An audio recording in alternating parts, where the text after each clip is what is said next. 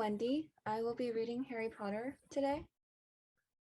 Harry didn't think there was anything wrong with not being able to afford an owl. After all, he never had money in his life until a month ago, and he told Ron so, all about having to wear Dudley's old clothes and never getting proper birthday presents. This seemed to cheer Ron up. And until Hagrid told me, I didn't know anything about being a wizard, or about my parents or Voldemort. Ron gasped. What? Said Harry. You said you know whose name, said Ron, sounding both shocked and impressed. I'd have thought you, of all people. I'm not trying to be brave or anything, saying the name, said Harry. I just never knew you shouldn't. See what I mean? I've got loads to learn, I bet, he added, voicing for the first time something that had been worrying him a lot lately. I bet I'm the worst in the class. You won't be. There's loads of people who come from Muggle families, and they learn quick enough. One sec, okay. And so, just to give like a brief explanation. So, essentially, I think if you remember, Voldemort is a bad guy in the story.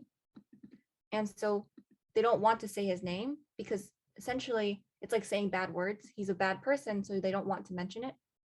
But Harry, since he's grown up in his aunt's house, he doesn't know the context. He doesn't know why you shouldn't be saying that word. He doesn't know that they shouldn't say the word in the first place. So that's why he says it. And Ron is so shocked because, people don't say that word. And so Harry is kind of worried because he doesn't know what is happening in the wizard world because he's not grown up in it. But Ron essentially is saying that a lot of people also don't know what's happening and they manage to learn very quickly.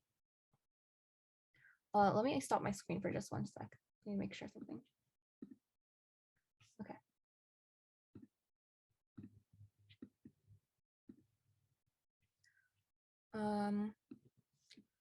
While they had been talking, the trains had carried them out of London. Now they were speeding past fields full of cows and sheep. They were quiet for a time, watching the fields and lanes flick past. Around 12:30, there was a great clattering outside in the corridor, and a smiling, dimpled woman slid back their door and said, Anything off the carts, dear?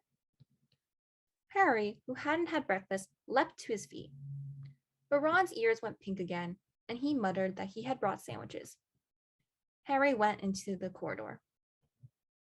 He never had money for candy with the Dursleys, and now that he had pockets rattling with gold and silver, he was ready to buy as many Mars bars as he could carry. But the woman didn't have Mars bars. What she did have was Betty Bott's every flavor beans, Drubel's best blowing gum, chocolate frogs, pumpkin pasties, cauldron cakes, licorice wands, and a number of other strange things Harry had never seen in his life. Not wanting to miss anything, he got some of everything and paid the woman 11 silver sickles and 7 bronze nuts. Okay, and just to explain some of the words that you might not understand. So one of them that might be kind of confusing is the word clattering. If you know this word, does anyone know this word? No. Okay, so basically clattering is like when you make a big noise. So if I have a bunch of pencils and I drop them, that noise is basically it's a clattering because you hear a bunch of loud noises. Okay. And in this case, when the woman is pushing the cart full of food, it's making a lot of loud noises, so it's clattering outside the corridor.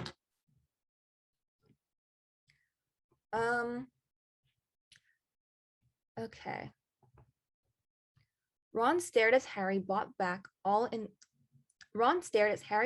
all back in the compartment and tipped it onto an empty seat. Hungry, are you? Starving, said Harry, taking a large bite out of a pumpkin pasty. Ron had taken out a lumpy package and unwrapped it. There were 4 sandwiches inside. He pulled one of them apart and said, She always forgets I don't like corned beef. Swap you for one of these, said Harry, holding up a pasty. Go on. You don't want this. It's all dry, said Ron.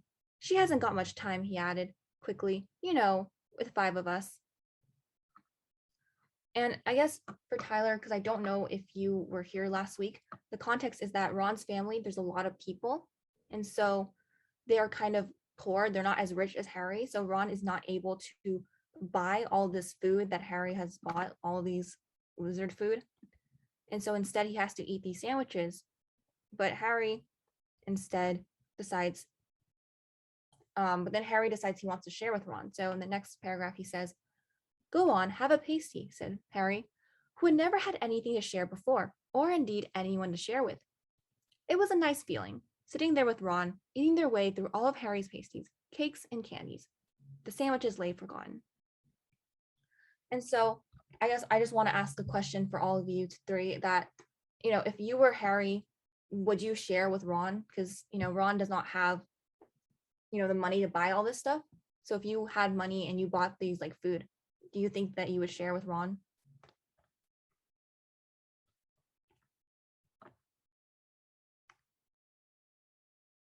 Okay. I guess personally for me, I think I would share because Harry, he bought a lot of food. And so if he has a lot of food, then he can give out a lot to other people because, he still will have more after. Does someone want to read the next paragraph?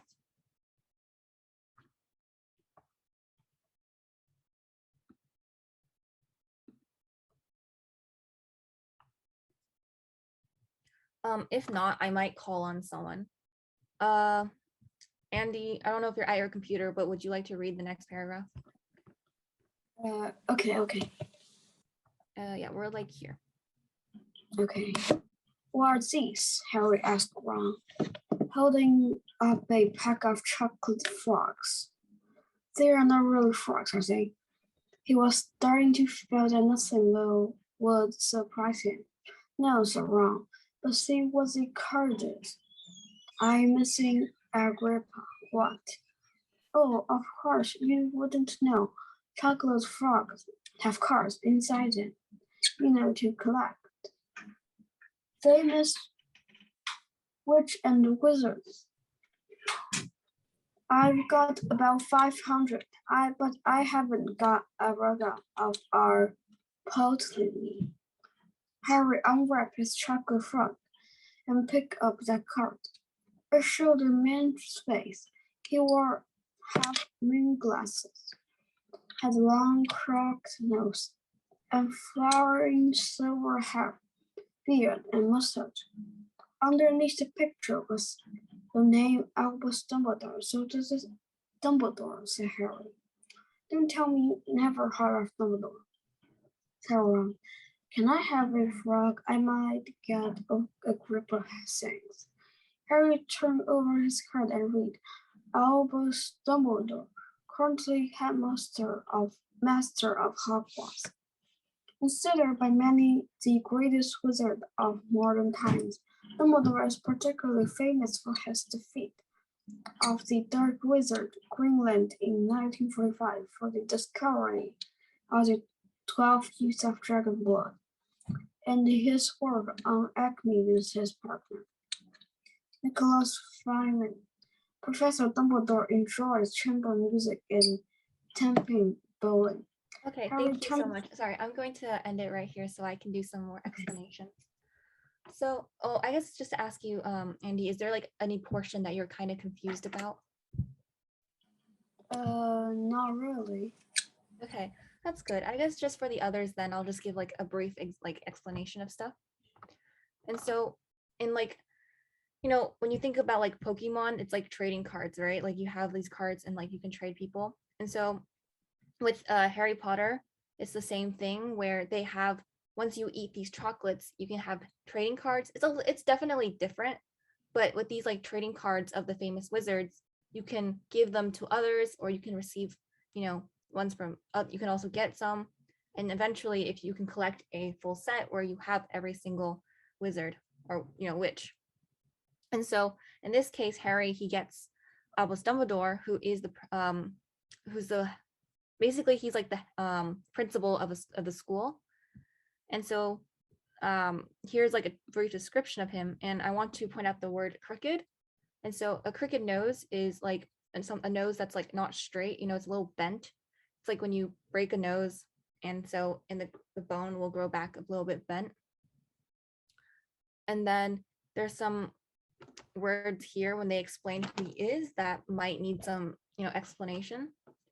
So a word that might be interesting is the word alchemy. So alchemy is basically when you use science to turn one thing into something else. And so, for example, I don't know exactly if it's like science. I'm not too familiar with alchemy, but like there's like that story of when you turn like lead into gold. So that's alchemy. You're turning something into something else that's usually more expensive or, a lot more like powerful. Okay. Let's see. Andy, do you want to continue reading? Oh, okay. Yeah, right here. Harry turned the card back over and saw to his astonishment that Dumbledore's face had disappeared. It's gone. Wow, you can't expect him to hang around all day, said Ron. He'll be back. No, I've got Margaret now again, and I've got about 6 hours for her. Do you want it? You can start collecting. Ron's eyed straight to the pile of chocolate frogs waiting to be unwrapped. Help yourself, said Harry, but the Muggle world, people just stay put in photos, do they? Well, they don't move at all. Ron sounded amazed. Weird. Harry stared as Dumbledore sided back into the picture on his card and gave him a small smile. Ron was more interested in eating the frogs than looking at the famous witches and witches card. But Harry couldn't keep his eyes off of them. So he had not only Dumbledore and Margaret, but hundreds of woodcraft, abergronum, and Morlun. He finally tore his eyes away from the Doodlerus who was scratching Cornels to open a bag of Bots every flavor bees. Okay, yeah. I think that will be it for right now. Thank you for reading.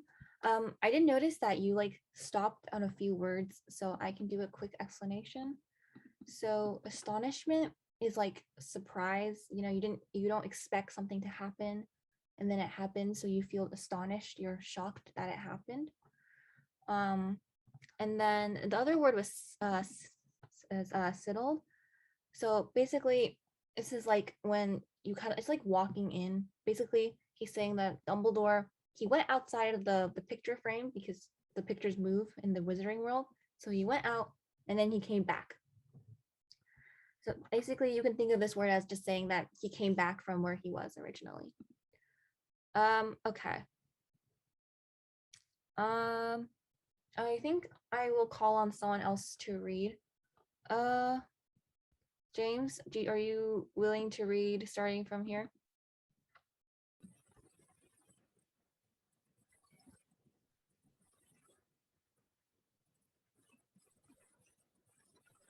James, I think are you muted? Here, I can't hear you.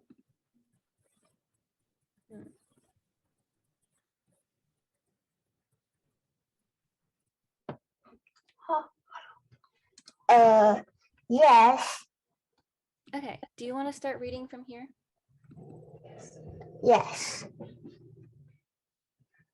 You want to be careful with those, Ron warned Harry. When they say every flavor, they mean every flavor, You get all the ordinary ones like chocolate and the peppermint and the marmalade. But then you can get spinach and the liver and the trip. George reckons he had the boogers flavored one once. Ron picked up a green bean, looked at it carefully, and bit into a corner. Grassy sprouts. They had a good time eating the every flavor beans. Harry got toast, coconut, baked bean, strawberry, curry, grass, coffee, sardine, and was even brave enough to nibble the end of a funny gray one Ron wouldn't touch, which turned out to be pepper. The countryside now flying past the window was coming wilder. The neat fields had gone. Now there were woods, twisting rivers, and the dark green hills. There was a knock on the door of their compartment, and the round-faced boy Harry had passed on platform 9 and 3/4 came in. He looked tearful. Sorry, he said, but have you seen a toad at all? When they shook their heads, he wailed, I've lost him. He keeps getting away from me. He'll turn up, said Harry. Yes, said the boy miserably. Well, if you see him, he left. Don't know why he's bothered, said Ron. If I'd brought a toad, I'd lose it as quick as I could. Mind you, I brought scabbers, so I can't talk. Okay, thank you. Okay, I'm gonna end you. Sorry for like the interruption, but I'm gonna end you here. Thank you for reading. Okay, so let's see. I think a word I saw you kind of stumbling on was this word miserably. Do you know what the word is, or is this just like hard to read?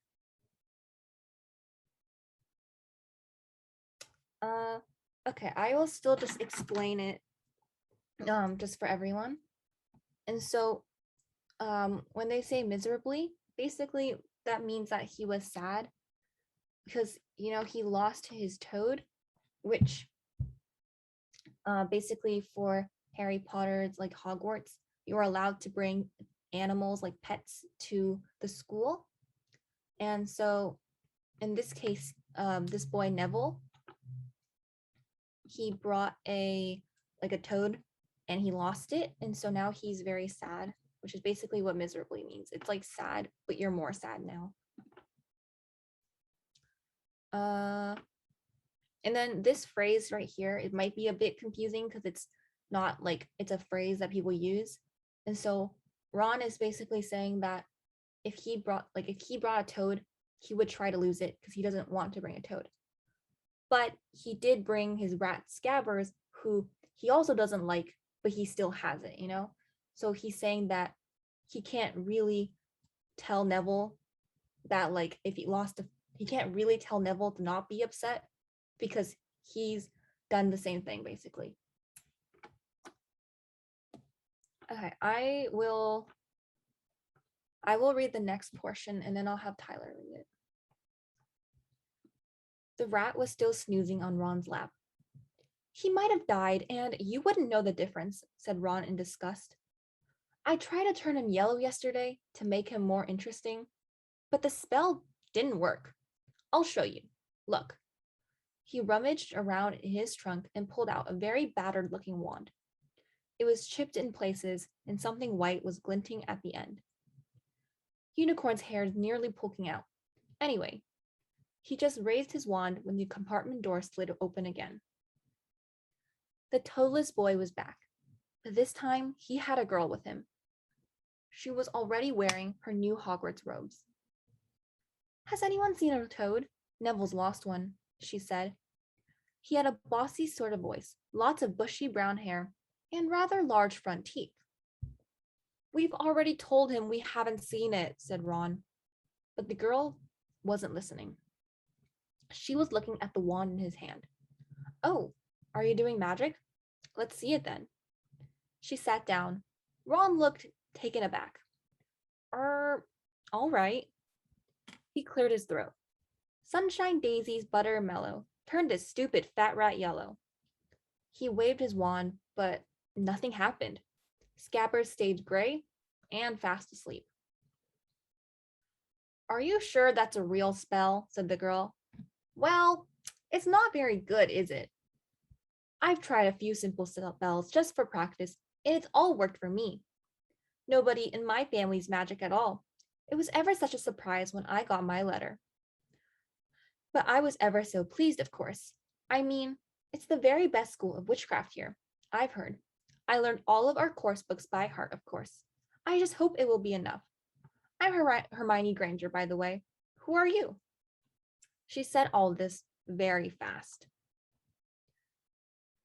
Harry looked at Ron and was relieved to see by his stunned face that he hadn't learned all the course books by heart either.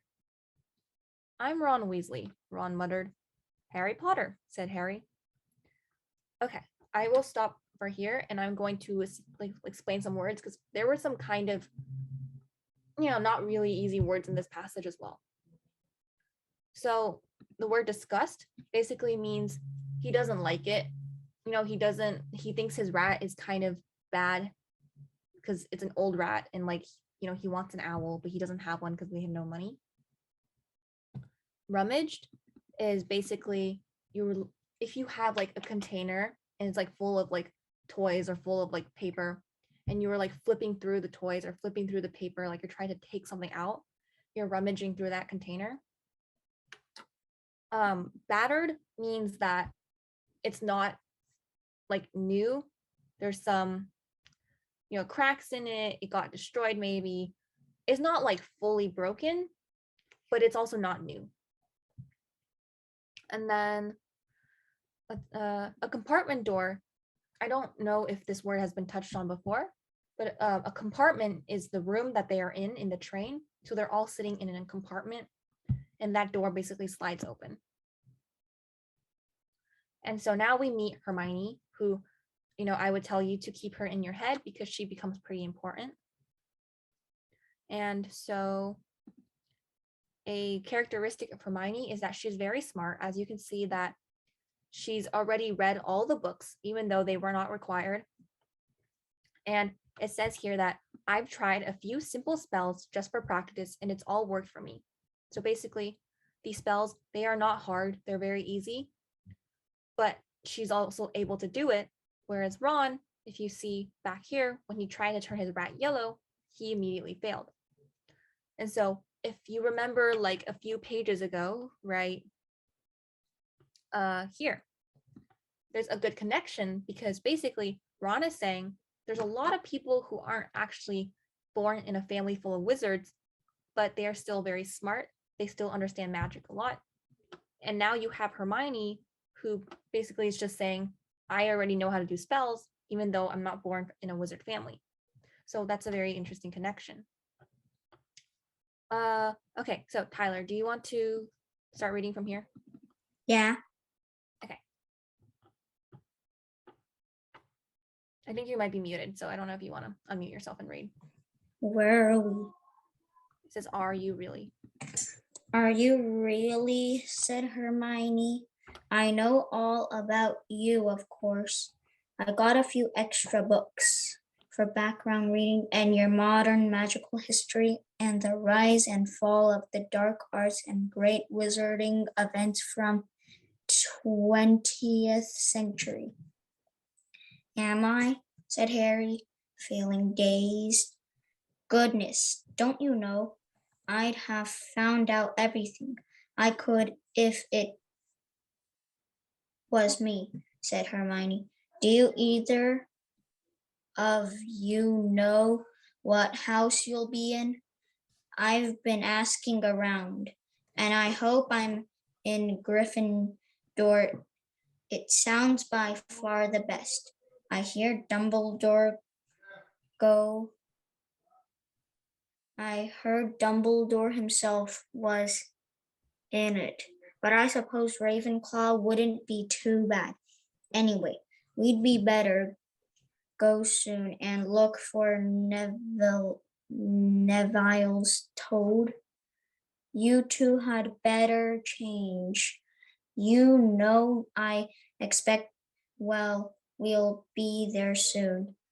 And she left, taking the toadless boy with her. Whatever house I'm in, I hope she's not in it, said Ron.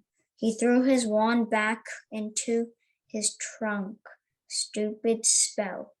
George gave it to me. Bet he knew it was a dud. What house are your brothers in? Asked Harry. Gryffindor, said Ron. Gloom seemed to be settling on him again. Mom and Dad were in it too. I don't know what they'll say if I'm not. I don't suppose Ravenclaw would be too bad, but imagine if they put me in Slytherin. That's the house, Vol. I mean, you know who was in. Yeah, said Ron. He flipped back into his seat, looking depressed. You know, I think the ends of Scabbers' whiskers are a bit lighter, said Harry, trying to take Ron's mind off houses.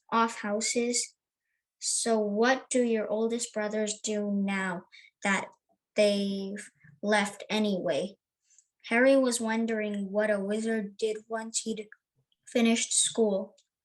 Charlie's in Romania studying dragons, and Bill's in Africa doing something for Gringotts, said Ron. Did you hear about Gringotts? It's all been all over the Daily Prophet, but I don't suppose you get with that with the Muggles. Someone tried to rob high security vault. Harry stared. I'm going to interrupt you as well here. Thank you for reading. Okay, so basically, now we're being introduced to the houses of Hogwarts. I think they've been introduced before for the people who have been, in previous sessions. But basically, Hermione wants to be in Gryffindor, which she says is the best one. So the house, that's the house that's known for being brave, but she's also okay with being with Ravenclaw because that's the house that's known for being smart. And we've seen before that Hermione is very smart.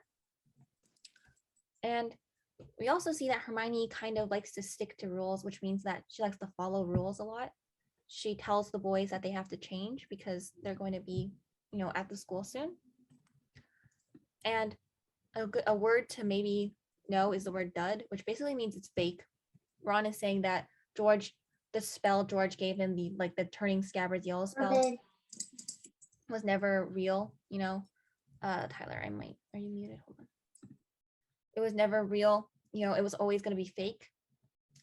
And another phrase, gloom seemed to be settling on him again. So I don't expect you to know what a metaphor is, but technically he's saying that, he's being sad. Or actually, no, he's saying that Ron is now sad again because all of his family is in Gryffindor, and so he's worried that he won't be. But he's very scared of being in Slytherin, which is the house that Voldemort was in as well. And we all know that Voldemort is evil, so everyone thinks that Slytherin is an evil house as well.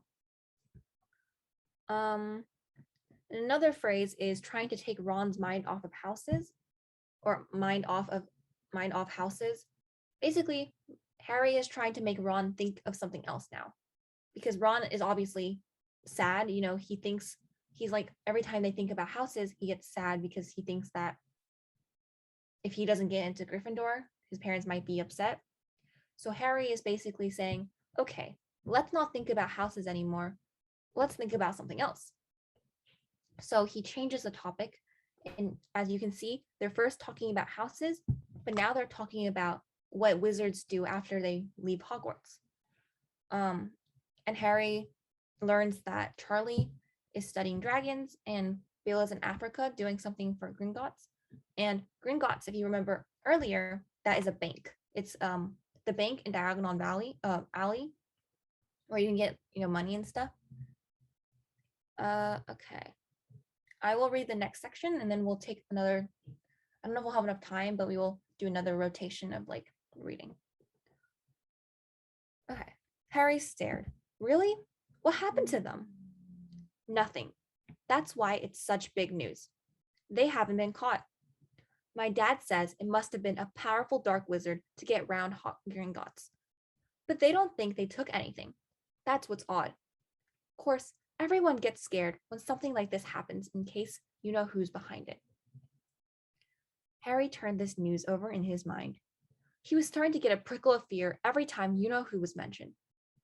He supposed this was all part of entering the magical world, but it had been a lot more comfortable saying Voldemort without worrying. What's your Quidditch team? Ron said. I don't know any, Harry confessed. What? Ron looked dumbfounded. Oh, you wait. It's the best game in the world. And he was off, explaining all about the 4 balls and the positions of the 7 players, describing famous games that he'd been to with his brothers, and the broomstick he'd like to get if he had the money. He was just taking Harry through the finer points of the game when the compartment door slid open yet again. But it wasn't Neville, the toeless boy, or Hermione Granger this time. 3 boys entered, and Harry recognized the middle one at once. It was the pale boy from Madame Malkin's robe shop. He was looking at Harry with a lot more interest than he had shown back in Diagon Alley. Is it true, he said. They're all saying, all down the train, that Harry Potter's in this compartment. So, it's you, is it? Yes, said Harry. He was looking at the other boys. Both of them were thick set and looked extremely mean. Standing on either side of the pale boy, they looked like bodyguards. Oh, this is Crabbe and this is Goyle, said the pale boy carelessly, noticing where Harry was looking. And my name's Malfoy. Draco Malfoy. Okay, so there's also some words that might be a bit confusing in this section as well. Let's see. Okay, so the phrase to get round Gringotts, basically they're saying that it must have been hard for someone to break in. It must have been hard for someone to get into the place because it's such a tight security area and also because it's a bank. Hold on, give me a sec. Sorry, so people keep coming in and leaving, so I'm a little confused.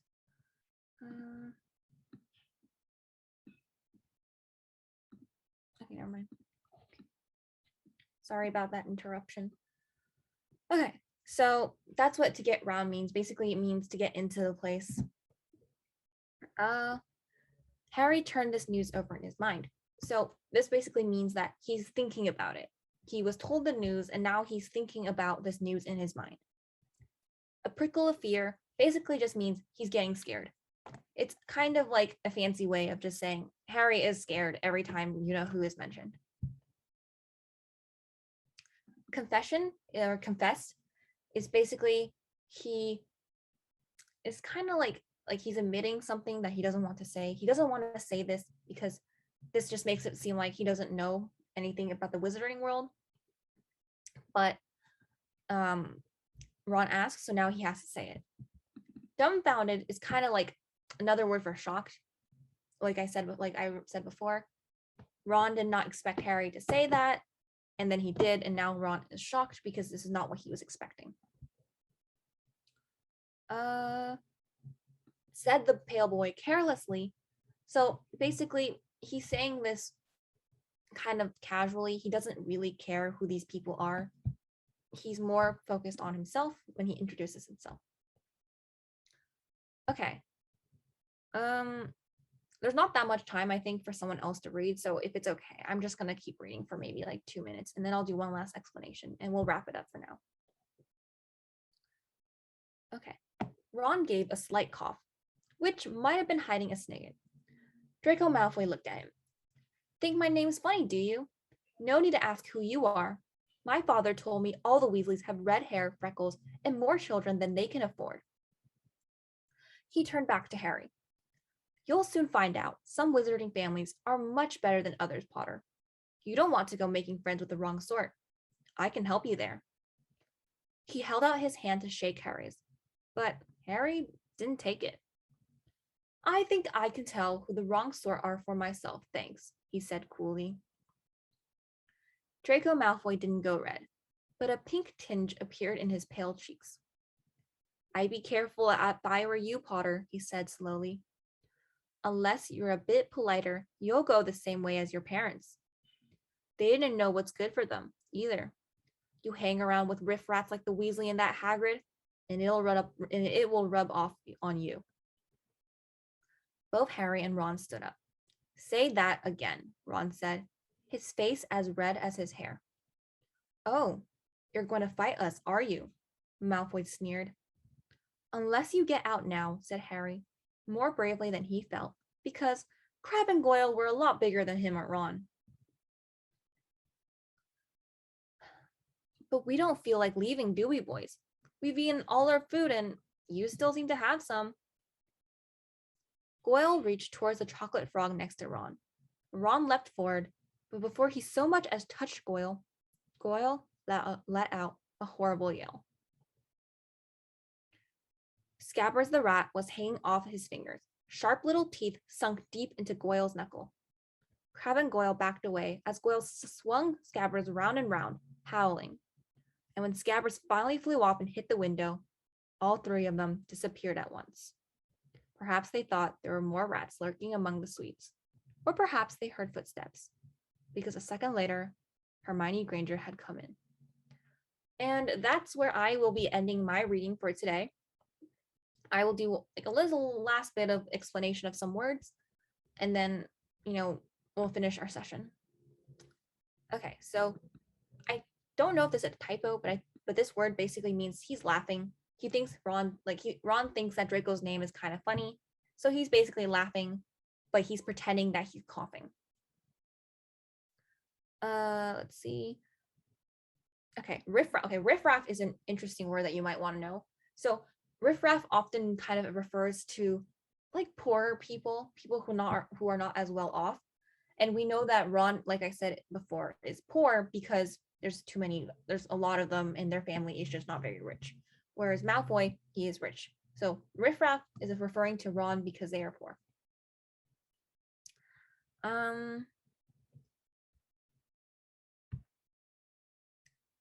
Okay. And this word, okay, this is feet, but the word's supposed to be feel. That's just a typo.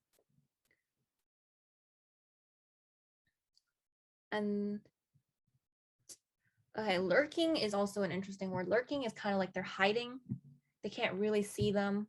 So Crabbe and Goyle think that there might be some more rats just, hiding in the sweets because one rat came out. So they just assume that there's more rats. Backed away means it's kind of literal. They literally walked backwards because there was a rat, because Goyle was going like this with the rat. And it also means that they kind of like calmed down in the sense that they decided they're not going to fight Harry anymore. So yeah, two definitions of that. They literally walked backwards and they're just not going to fight Harry anymore.